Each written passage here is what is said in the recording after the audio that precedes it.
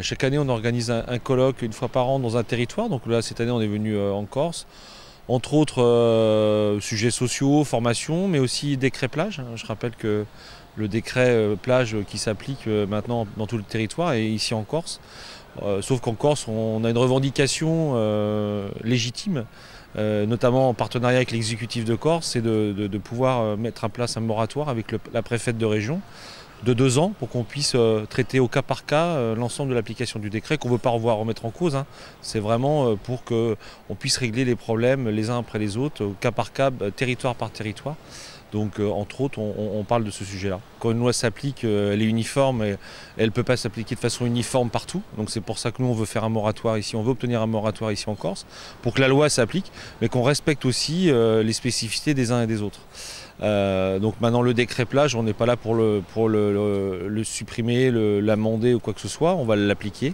Mais encore une fois, il faut qu'on tienne compte des spécificités. C'est pour ça qu'aussi l'exécutif, avec l'UMI de Corse et l'UMI national, on nous demande ce moratoire. On veut aussi que les élus locaux dans chaque commune prennent leurs responsabilités en ne consolidant pas leur domaine, mais en prenant la gestion du domaine et travailler commune par commune, avec les professionnels, pour qu'on puisse appliquer dans les meilleures conditions possibles ce décret. Alors pourquoi finalement ce décret plage nécessiterait plus un moratoire que d'autres régions? On le sait, beaucoup de régions sont impactées, le sud de la France légalement. On a fait des moratoires partout, en Tive-Jean-les-Pins, pour les délégations de services publics qui arrivaient à échéance l'année dernière, on avait fait un moratoire pendant 2 ans.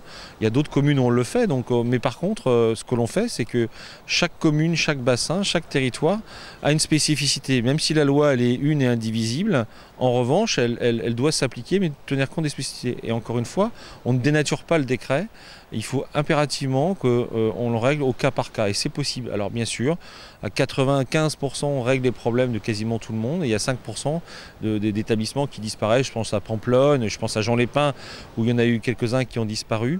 Et il faut qu'ici en Corse, on se donne les moyens de faire les choses proprement, parce que je le redis, des restaurants de plage ne sont pas des paillotes, ce sont des activités à part entière qui contribuent à la dynamique touristique de l'île et qui remplissent aussi les hôtels, qui remplissent les restaurants, qui ne sont pas forcément sur les plages. Et donc les clients veulent ça, donc on ne peut pas faire non plus n'importe quoi. Il y a de l'emploi derrière. C'est ce que je redirais à chaque fois au préfet, c'est qu'il y a de l'emploi derrière. Il y a des activités, il y a des entreprises, il y a une vie de travail et on ne peut pas faire n'importe quoi. En revanche, le décret il est tout à fait capable de s'appliquer. Il faut juste un petit peu de temps pour analyser, faire une cartographie précise du territoire.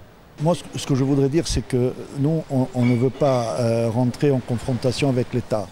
Nous, on aimerait se mettre en conformité, c'est sûr, mais il faut que l'État n'applique pas, je veux dire, la loi froidement.